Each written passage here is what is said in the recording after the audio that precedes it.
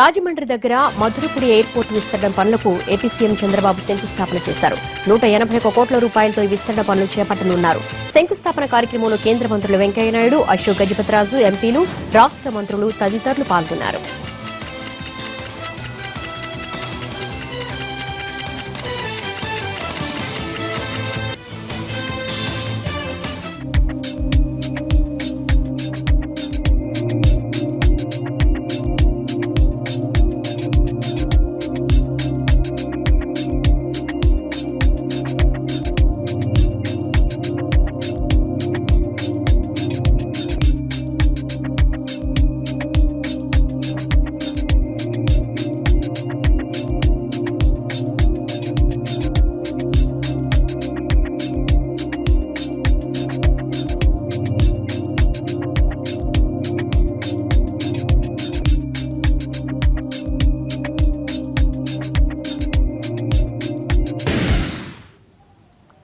Polavaram project పనులపై ముఖ్యమంత్రి చంద్రబాబు సమీక్ష జరిపారు. విజయవాడలోని కమాండ్ కంట్రోల్ రూమ్ నుంచి జల వనరుల శాఖ అధికారులు, కాంట్రాక్ట్ సంస్థల ప్రతినిధులతో ఆయన మాట్లాడారు. ఇకపై ప్రతి సోమవారం పోలవరం ప్రాజెక్టు పనులపై ముఖ్యమంత్రి సమీక్ష కొనసాగుతుంది.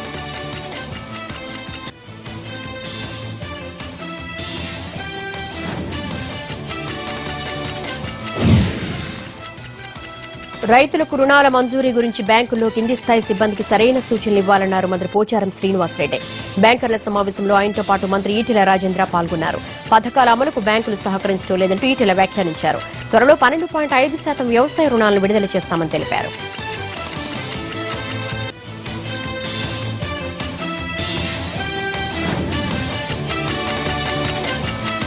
కొంత చాలా అడ్వాన్స్గా చేయాలనేటువంటి తపనలో భాగంగా కొంత మేము కొన్ని ఇబ్బందులు ఉన్నప్పటికీ కూడా రాబోయే కాలంలో మా ప్రభుత్వం తరఫు నుంచి వెళ్ళి ఆ ఇబ్బందులను కూడా తొలగించే ప్రయత్నం తప్పకుండా చేసుకుంటాం. మేము ఇవాళ లోన్ రీపేమెంట్ విషయంలో కూడా ఇంకా మనకు ఏదైతే ఆ 25%లో 12.5% మాత్రమే ఇచ్చినాం. మిగతా 12.5% కూడా తప్పకుండా మీకు త్వరలోనే రిలీజ్ చేసి రైతాంగాన్ని కూరటనిచ్చేటువంటి కార్యక్రమం ప్రభుత్వ పరంగా చేస్తూ ఉంటుంది. కాంగ్రెస్ పార్టీ స్థానిక సంస్థల ప్రతినిధులకు శిక్షణా కార్యక్రమం జరిగింది. రాష్ట్రంలోని కీలక నేతలతో పాటు పాండిచ్చేరి సీఎం నారాయణస్వామి కూడా ఈ కార్యక్రమానికి హాజరయ్యారు. రాష్ట్రం నలుమూలల నుంచి పార్టీ కార్యకర్తలు భారీ సంఖ్యలో పాల్గొన్నారు. కాంగ్రెస్ సిద్ధాంతాలందరికీ తెలియజేసేందుకే ఈ కార్యక్రమాన్ని ఏర్పాటు చేశామన్నారు టీ కాంగ్రెస్ చీఫ్ ఉత్తమ్ కుమార్ రెడ్డి.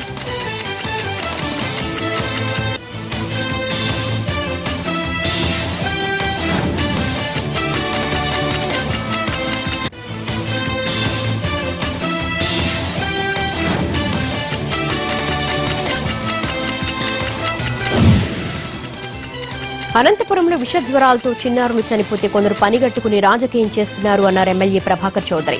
కాంగ్రెస్ హయాంలో 10 ఏళ్ల పాటు నగరపాలక సంస్థ అవినీతిలో కూరుకుపోయిందని ఆరోపించారు. అలాగే ఉలగజ్జి అనేది విపరీతంగా పెరిగిపోయిందని విమర్శించారు.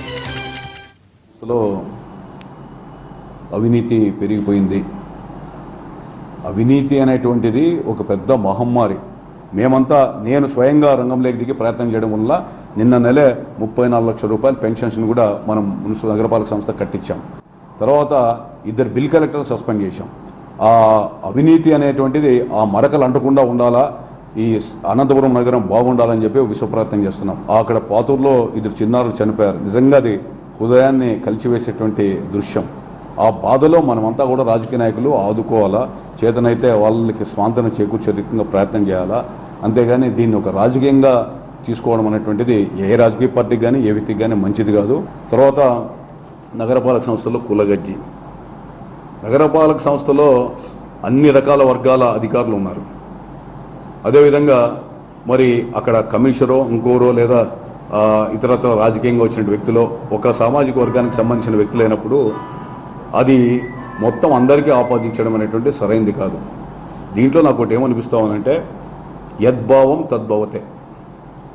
నువ్వు నీ భావన ఏదుందో ఎదుటి వాళ్ళకి అదే భావన కనపడుతుంది అనేటువంటిది నాకు ప్రస్ఫుటంగా కనబడుతూ ఉంది. తర్వాత పచ్చకామంలో ఉన్నటువంటి వ్యక్తులకి దేశమంతా పచ్చగానే కనబడుతున్నటువంటి సామెత కూడా గుర్తొస్తూ ఉంది. మరి ఆ కులగజ్జి అనేది నాకు అంటించాలని చెప్పి ఎవరైనా ప్రబుద్ధులు ప్రయత్నం చేస్తే మరి ఆకాశం తిరుపతిలో మంజునాథ కమిషన్ ప్రజాభిప్రాయ సేకరణ ఉద్రిక్తతకు దారితీసింది. కాపులను బీసీలో చేర్చే విషయంపై మంజునాథ కమిటీ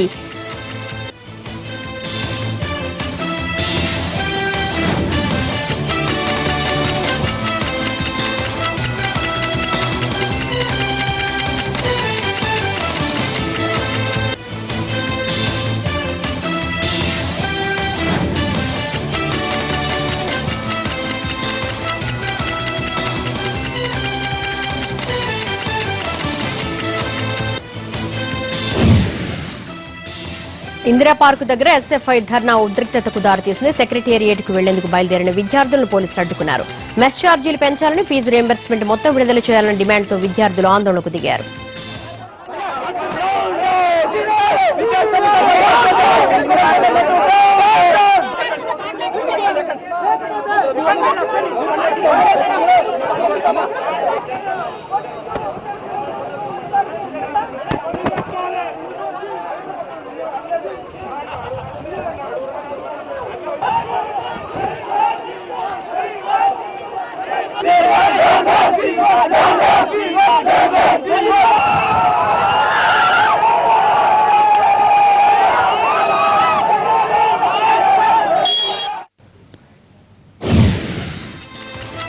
నల్గొండ జిల్లాలో కొత్త జిల్లాలు, మండలాల ప్రతిపాదనలు లాఠీ చార్జికి దారితీశాయి. కొండాపూర్, నాంచారిపేట, సింగారం గ్రామాలను మోటకొండూరు మండలంలో కలపవద్దంటూ ఆందోళనలు జరిగాయి. మోత్కూరు, రాయగిరి ప్రధాన రహదారిపై గ్రామస్తులు రాస్తారోకో నిర్వహించారు. భారీగా ట్రాఫిక్ జామ్ అవడంతో పోలీసులు రంగంలోకి దిగారు. గ్రామస్తులు తోపులాటకు దిగడంతో పోలీసులు లాఠీ చార్జ్ చేశారు. ఘటనలో 3 మహిళలకు గాయాలయ్యాయి.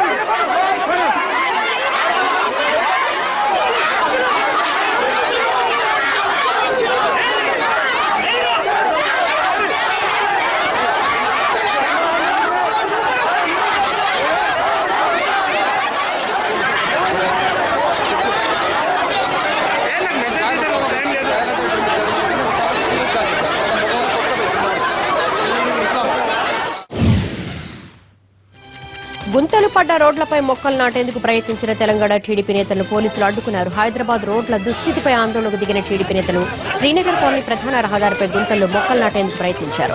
విషయం తెలుసుకున్న స్థానిక ఎమ్మెల్యే మాగంటి గోపీనాథ్ మున్సిపల్ అధికారులతో గుంతలను పూడ్చే ప్రయత్నం చేశారు. ఈ సందర్భంగా ఉద్రిక్తత చోటు చేసుకుంది. బలవంతంగా మొక్కలు నాటేందుకు ప్రయత్నించిన టీడీపీ నేత రేవంత్ రెడ్డిని పోలీసులు అడ్డుకున్నారు.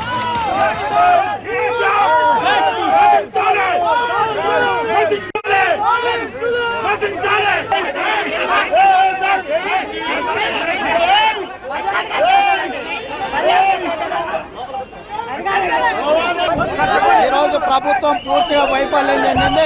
మోకాళ్ళలో కోతులు పడ్డ హైదరాబాదు గంటల కొద్ది ప్రజలు నరకయాతన అనుభవిస్తున్నారు. ట్రాఫిక్ జామ్ లో ఏ ఒక్క రోడ్డును కూడా సరైన విధంగా ప్రభుత్వం నిర్వహిస్తలేదు. ఇవాళ 100 కోట్ల రూపాయలు మున్సిపల్ శాఖలో ఖర్చు అయినా కానీ ఏ ఒక్క రోడ్డు వేయలేదు. రోడ్లను పరిశీలించడానికి వచ్చిన మమ్మల్ని పోలీసులను పెట్టి అంచివేసే ప్రయత్నం చేస్తున్నారు. పోలీసుల చేత మా మీద దాడులు చేయించవచ్చు కానీ ప్రజల సౌకర్యాలు ఏర్పాటు చేయకపోతే ప్రజలే తగిన గుణపాఠం. Welcome back. పార్టీ ఫిరాయింపుల పిటిషన్పై విచారణను సుప్రీంకోర్టు అక్టోబర్ 19కి వాయిదా వేసింది. ఫిరాయింపులకు పాల్పడిన ఎమ్మెల్యేలపై చర్యలు తీసుకోవాలని గతంలో ఎమ్మెల్యేలు సంపత్, ఎర్రబెల్లి దయాకర్ రావు సుప్రీంకోర్టులో పిటిషన్ దాఖలు చేశారు. అయితే ఎర్రబెల్లి తన పిటిషన్ను ఉపసంహరించుకున్నారు. మరోవైపు పార్టీ ఫిరాయింపుల కేసులో ఇంప్లీట్ పిటిషన్ దాఖలు చేసేందుకు రేవంత్ రెడ్డి చేసిన అభ్యర్థనను న్యాయస్థానం తిరస్కరించింది. దయాకర్ రావు గారి తరఫున అపీర్ అవుతున్న న్యాయవాది మేము ఎర్రబెల్లి దయాకర్ అపీల్ విడ్రా చేయదలుచుకున్నారు, విడ్రా చేయడానికి పర్మిషన్ ఇవ్వండి అని చెప్పి చెప్పడం జరిగింది. అదే నేపథ్యంలో రేవంత్ రెడ్డి గారు వేసిన ఇంప్లీడ్ పిటిషన్ ఎర్రబెల్లి దయాకర్ రావు గారి అప్పీల్లో తన్ని ఇంప్లీడ్ చేయమని చెప్పి ఎర్రబెల్లి దయాకర్ ఎవరైతే అప్పీల్ వేశారో వారే ఆ పార్టీలో నుంచి వేరే పార్టీలో విలీనం అయ్యారు. వారు వేరే వారిని డిస్క్వాలిఫై చేయమని చెప్పి పిటిషన్ వేసి దాని మీద వారే వేరే పార్టీలో వెళ్ళిపోయారు. కాబట్టి ఆ కేసులో నన్ను తీసుకోమని చెప్పి వీరు పిటిషన్ వేయడం జరిగింది. పూర్తి నమ్మకం ఉంది, విశ్వాసం ఉంది. ప్రజాస్వామ్యాన్ని, రాజ్యాంగాన్ని, నైతిక విలువలను కాపాడుతుంది సుప్రీంకోర్టు అన్నటువంటి నమ్మకంతో ఢిల్లీ దాకా వచ్చినాం.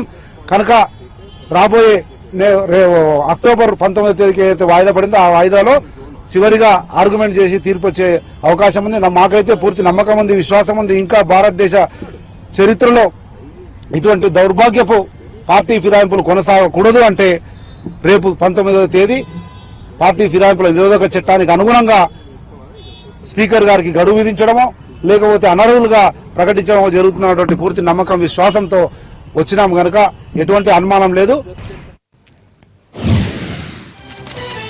ఓవైపు వైద్యుల నిర్లక్ష్యం, మరోవైపు పనిచేయని పరికరాలు గాంధీ ఆసుపత్రికి వెళ్తున్న రోగుల సహనాన్ని పరీక్షిస్తున్నాయి.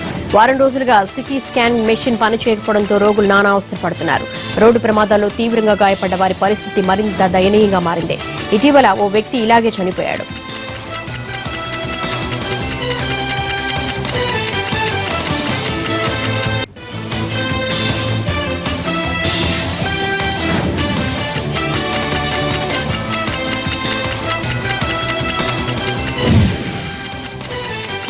నయీం కేసులో మరో కీలక పరిణామం చోటు చేసుకుంది. స్టాంప్స్ అండ్ రిజిస్ట్రేషన్ శాఖకు సిట్ పోలీసులు లేఖ రాశారు. కబ్జాలు చేసినట్లుగా ఆరోపణలు ఎదుర్కొంటున్న అధికారుల పేర్లు ఇవ్వాలని లేఖలో కోరారు. మరోవైపు గ్యాంగ్స్టర్ నయీం ఇప్పటివరకు 24 మందిని హత్య చేసినట్లుగా సిట్ అధికారులు గుర్తించారు.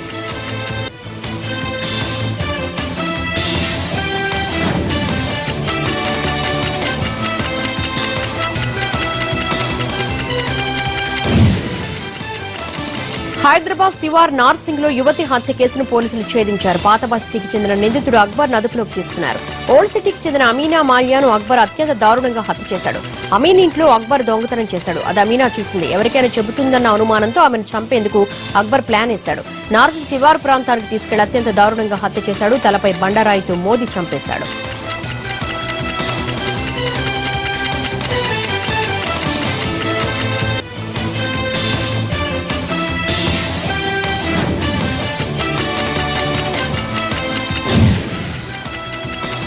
కేవలం దొంగతనం చేయడాన్ని చూసిందన్న కారణంతోనే అమీనాను చంపేశాడా లేక ఇంకేమైనా కారణాలున్నాయా? అంత కిరాతకంగా చంపాల్సిన అవసరం ఏమొచ్చింది? ఈ కోణాలపైన పోలీసులు దర్యాప్తు చేస్తున్నారు. అక్బర్ కు ఇంకెవరైనా సహకరించారా అన్న అంశంపై విచారణ జరుపుతున్నారు.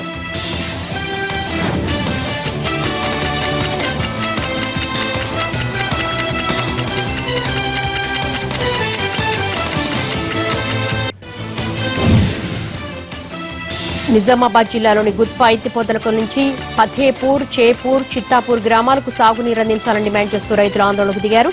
జాతీయ రహదారి 44 మీద బైఠాయించి నినాదాలు చేశారు. దాంతో రెండు వైపులా కిలోమీటర్ల మేర వాహనాలు నిలిచిపోయాయి. గంటల కొద్దీ ట్రాఫిక్ జామ్ అవడంతో తీవ్ర ఇబ్బందులు పడ్డారు వాహనదారులు.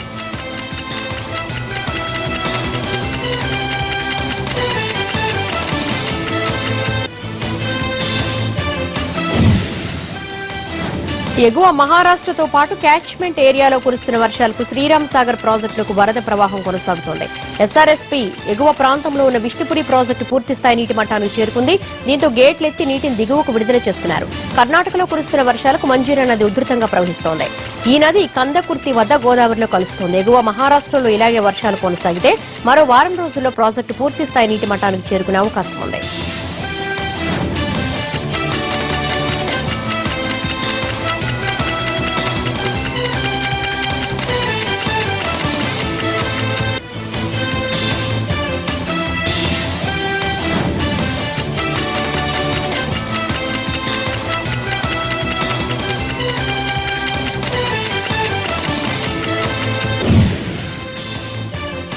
డాన్సుల విషయంలో తలెత్తిన వివాదంతో వినాయక నిమజ్జన కార్యక్రమంలో నిలిచిపోయింది. నల్గొండ జిల్లా సూర్యపల్లిలో గణేష్ యూత్ ఆధ్వర్యంలో గణపతి ఉత్సవాలు ఘనంగా నిర్వహించారు. అంతే ఘనంగా నిమజ్జనం చేయాలన్న ఉద్దేశంతో యువతులతో డాన్సులను ఏర్పాటు చేశారు నిర్వాహకులు. అయితే కొంతమంది ఆకతాయిలు డాన్సులు చేస్తున్న యువతుల ఫోటోలు తీయడంతో రెండు వర్గాల మధ్య ఘర్షణ తలెత్తింది.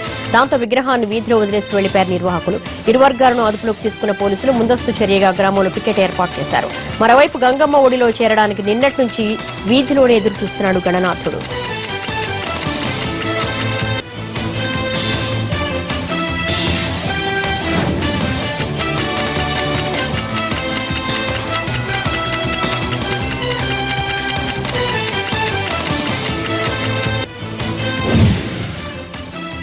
భార్యాభర్తల మధ్య చిన్న చిన్న విభేదాలు ఓ కుటుంబంలో 2 హత్యలకు కారణమయ్యాయి. కడప జిల్లా ప్రొద్దుటూరులో కేకే స్ట్రీట్లో అప్పడాల వ్యాపారి సురేష్ అతని భార్య హత్య చేసింది. భర్తతో పాటు పెద్ద కుమారుడిని సైతం హతమార్చింది. చిన్న కుమారుడు తీవ్ర గాయాలతో ఆసుపత్రిలో చికిత్స పొందుతున్నాడు.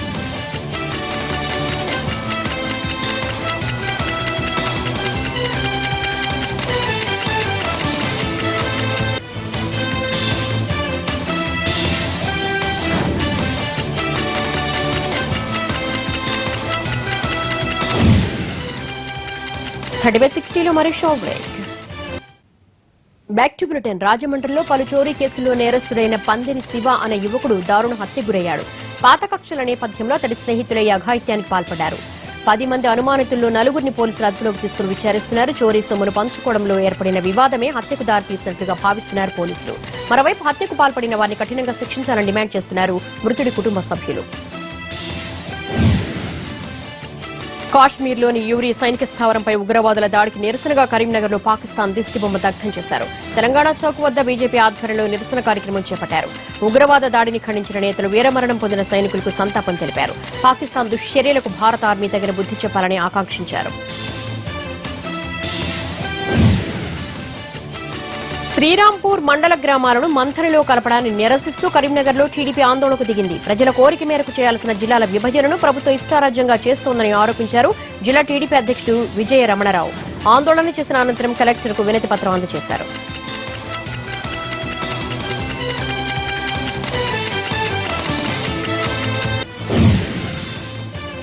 రంగారెడ్డి జిల్లా వికారాబాద్ మున్సిపల్ కాంప్లెక్స్ లో ఓ వ్యక్తిని హత్యకు గురయ్యారు. గుర్తు తెలియని దుండగులు తలపై బండరాయితో కొట్టి చంపారు. వికారాబాద్ మండలం అత్తెలి గ్రామానికి చెందిన అనంతయ్యగా గుర్తించారు పోలీసులు.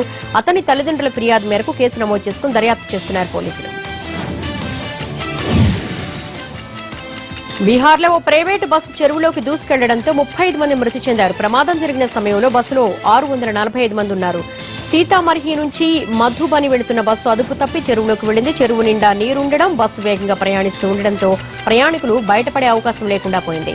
ఘటనా స్థలానికి చేరిన పోలీసులు క్రేన్ సహాయంతో బస్సును బయటకు తీశారు. 4 వ్యక్తుల్ని కాపాడారు. బస్సు పూర్తిగా నీటిలో మునిగిపోయింది.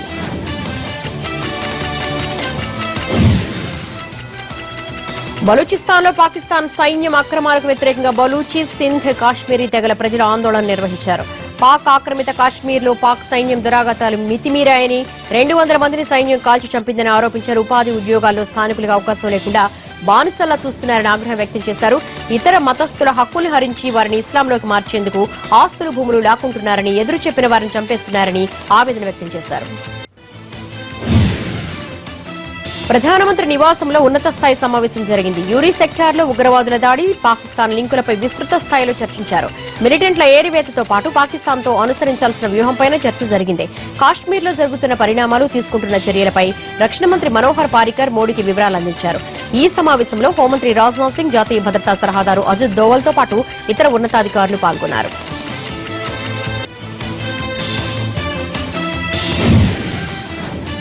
ఇవి 36 updates. Next of the record